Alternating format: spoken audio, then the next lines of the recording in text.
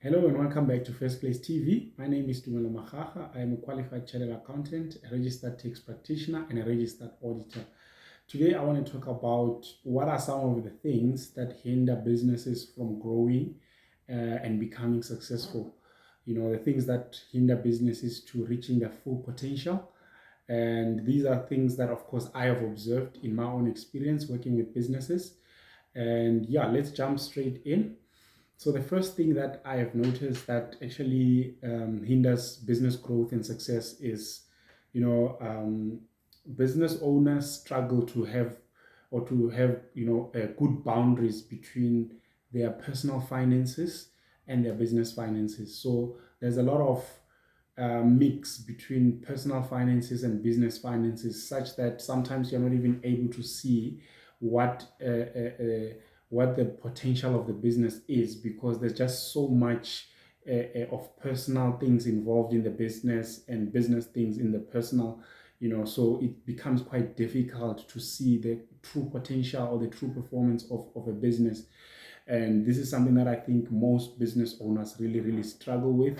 And it really affects the what certain businesses could achieve. So yeah, that's the first thing. The second thing that I've also noticed is you find that there are assets in a business or that have been bought by a business, but these are actually personal assets.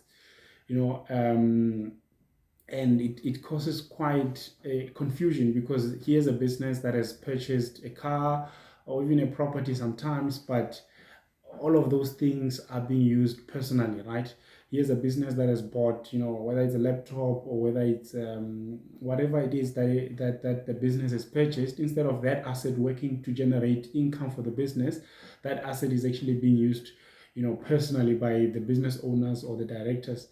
And for me, this is one of the things that really, really also affects the true potential of a business. Because if a business has assets, those assets need to be used to generate revenue for the business.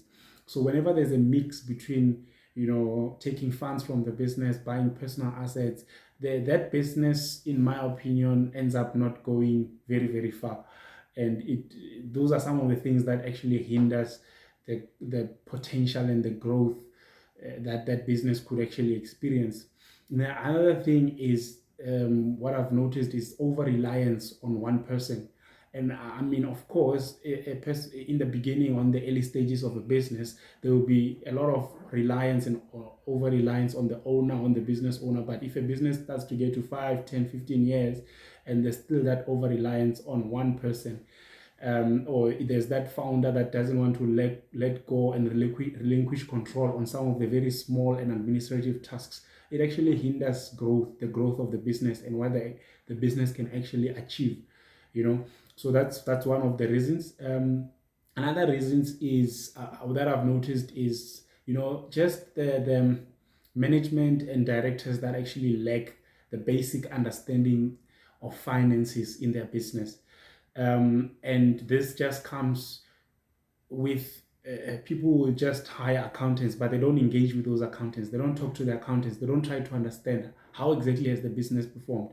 A person could be, an engineer, and they're running an engineering consultancy, but in as much as they are good with the technical work, I feel that that lack or that mismatch between the technical side of the business of that engineering firm and the understanding of finance, it could actually be detrimental, because then once the money comes in, you need to also understand that we have overheads, we've got tax that we need to take care of.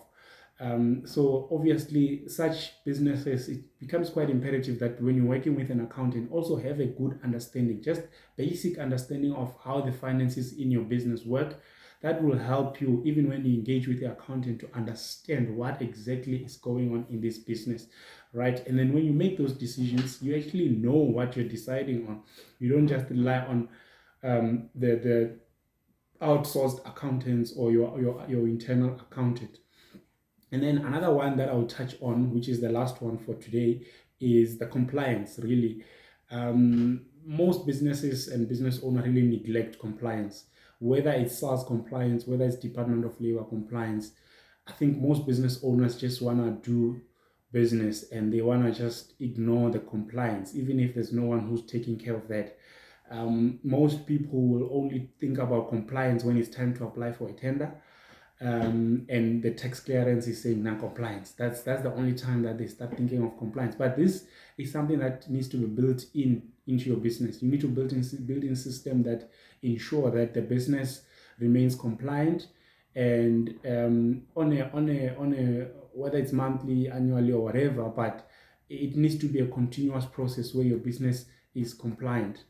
So yeah, those are some of the things that I think hinder business growth and success.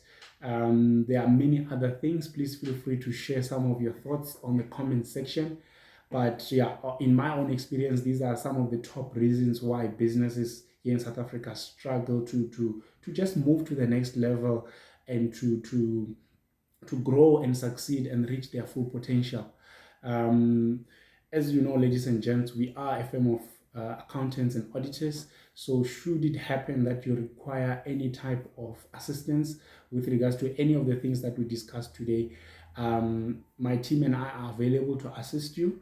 You can give us a shout. You can send me an email on the details that are displaying on the screen right now, and I'll be more than willing to assist you. All things accounting, tax, payroll, consulting, auditing, you know how we do it. Please be sure to like, to share, to subscribe to our channel, and I'll see you at the top.